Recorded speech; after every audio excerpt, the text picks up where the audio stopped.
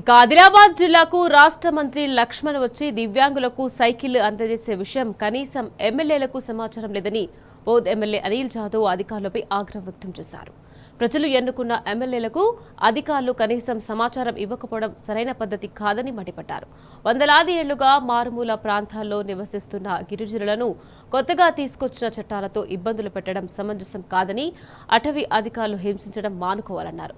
విద్యార్థులు ప్రభుత్వ పాఠశాలలో చదవడానికి ఆసక్తి చూపిస్తున్నప్పుడు వాళ్ళకి సహకరించి పాఠశాలలో సీట్లను పెంచాలని డిమాండ్ చేశారు. అర్థం చేసుకోవచ్చు అసలు ఏం జరుగుతుందనేది జిల్లాలో.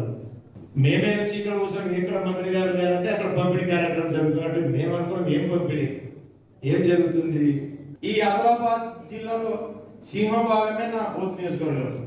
ఆదిలాబాద్ జిల్లా మొత్తం 20 మండలాలు ఉంటే 10 మండలాలు నా బూత్ నియోజకవర్గంలో ఉన్నటువంటి మండలాలు. మిగతా 10 మండలాలు 3 నియోజకవర్గాలు ఉన్నాయి.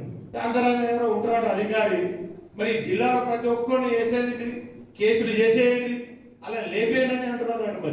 మరి అట్లా ఆయననే ఇచ్చేసి పోదాం. మరి మేము పోతూ వేయాలి, తాలూకాలన్నీ ఖాళీ చేసేస్తాం, ఏజెన్సీ ప్రాంతాలన్నీ ఖాళీ చేసేస్తాం. మాట్లాడితే టైగర్ జోన్ అంటారు, మాట్లాడితే